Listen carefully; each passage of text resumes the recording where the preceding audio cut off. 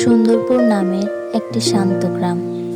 ধানক্ষেত, পুকুর, মাঠ আর মাটির রাস্তা ঘেরা। এখানেই থাকে ছোট্ট ছেলেটি, নাম তার রিঙ্কু। বয়স 9, খুব চঞ্চল, কৌতূহলী আর সাহসী। আষাঢ় মাস। এক সকালে রিঙ্কু ঘুম থেকে উঠে জানালার বাইরে তাকিয়ে দেখে আকাশে ঘন কালো মেঘ।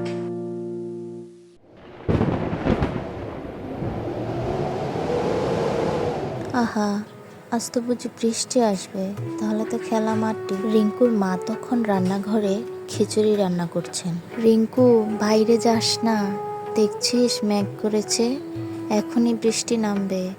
আচ্ছা মা, আমি বারান্দায় দাঁড়িয়ে থাকবো, একটুও মাঠে যাব না। কিন্তু সে জানতো তার বন্ধু পিন্টু আর লিমু নিশ্চয়ই মাঠে যাবে বৃষ্টিতে ভিজতে।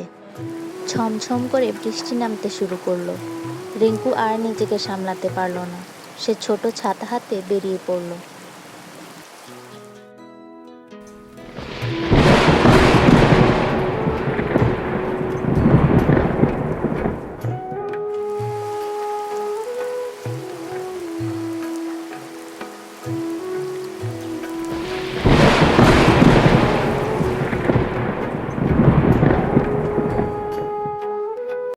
মাঠে গিয়ে দেখে পিন্টু কাদা মাখামাখি করছে আর লিমু নদীর পাড়ে খেলছে। ওই, আমিও খেলবো। তোকে আসতে বারণ করেছিল না? তারপরেও চলে এলি যে? তাই তো, কিন্তু বৃষ্টির এই মজা ছাড়া থাকতে পারি? মনটা কিছুতেই মানছিল না। তারা 3 জন মিলে নদীর পাড়ে খেলতে লাগলো।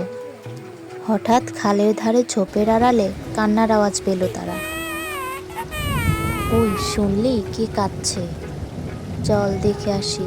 তারা 3 জন রহস্যের খোঁজে ঝোপের কাছে গেল।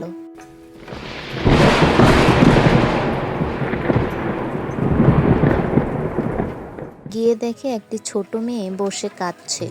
তার নাম শিলা, বয়স 7। তুই কাঁদছিস কেন? আমাদের খুলে বল, আমরা তোকে সাহায্য করব। এভাবে চুপ করে থাকিস না।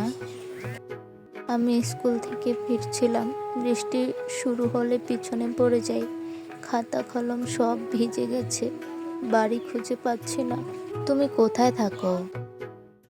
পূর্বপাড়া। আমি নতুন এসেছি গ্রামে। এখন আমি কি করব কিচ্ছু বুঝতে পারতেছি না। ভয় পেও না, আমরা তোমায় পৌঁছে দিব। চলো, আমাদের সাথে চলো। তারা 4 জন একসঙ্গে পিচ্ছিল মাটি, কাদা আর বৃষ্টির ভেতর দিয়ে রওনা দিল পূর্ব পাড়ার দিকে।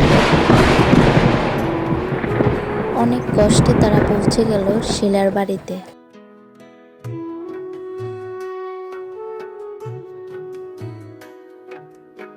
ওমা, তুই কোথায় ছিলি? এত চিন্তা হচ্ছিল। তোকে আমি কোথায় কোথায় খুঁজেছি। এই ভাইয়ারা আমাকে সাহায্য করেছে মা। ওরা সাহায্য না করলে আমি আজকে বাড়ি পৌঁছাতেই পারতাম না।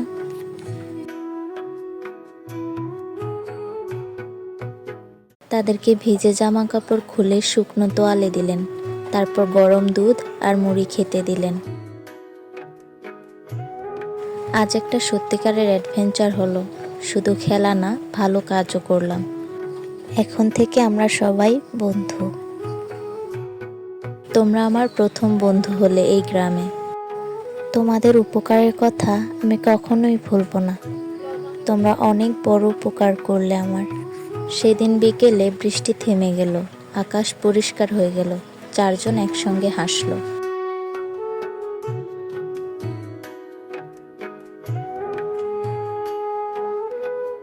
আজ বুঝলাম, বন্ধু হওয়া মানে শুধু একসঙ্গে খেলা না, বিপদে পাশে থাকা।